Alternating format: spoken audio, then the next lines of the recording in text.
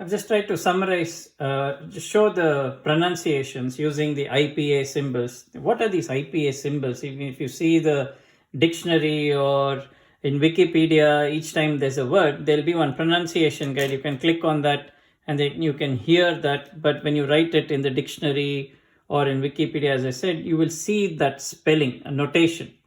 We'll do another video on what these IPA sounds are. But until then, if someone is interested, then this is the IPA mapping for the Bengali vowels.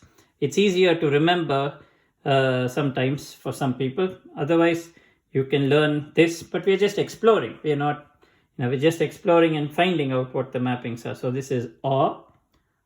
This can be both A and A. And the distinction between A and a long A is not very evident or not very defined in Bengali pronunciation. There are regional variations as well. Bangladesh itself has got Dhaka and Sylhet variations. West Bengal has a certain variation.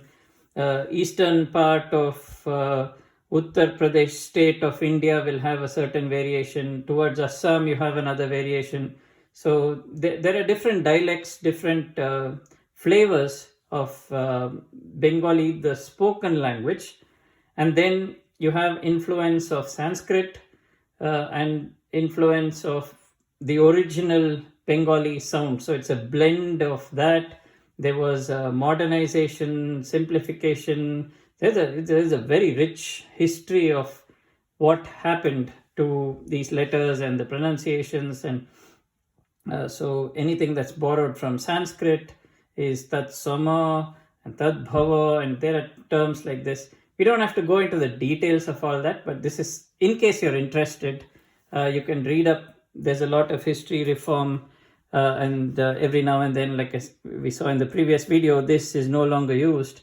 Things will keep changing as well, because there are not many Bengali words which use any of this. You'll probably never speak a word which has any of these. This is the sound, which is an R vowel, and this is a li and a li longer version of that.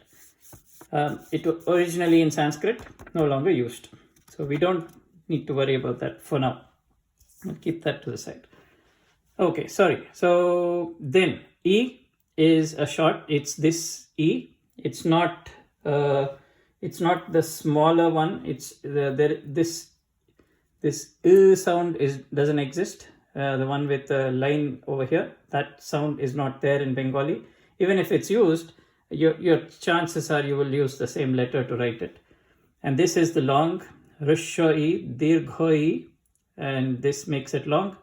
And then Risho, Dirgho. And this again is a same as R in British English.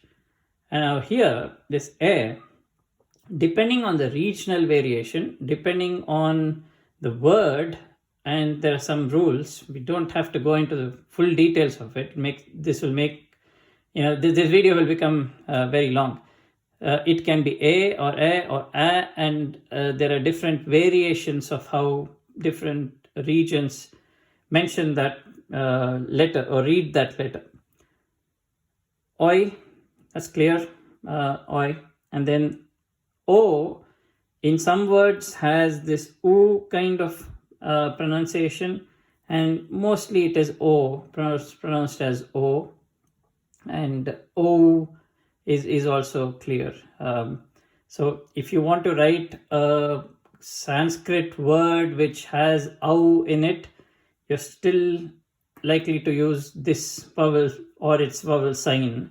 However, when you say it, if you're speaking the language, then you might say it differently. What has that got to do with the script? Nothing. The language has nothing to do with the script. This script, when used in that language, has a certain pronunciation.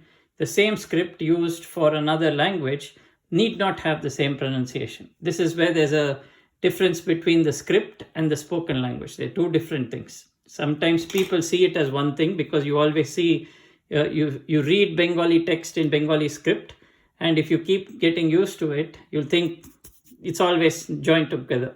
If you think about it, the script is different, the sounds are different, and this is true of any language and any script in the world. So this was a deep dive into the vowels for someone who's interested to know the IPA pronunciations. Hope you found this useful. Thank you.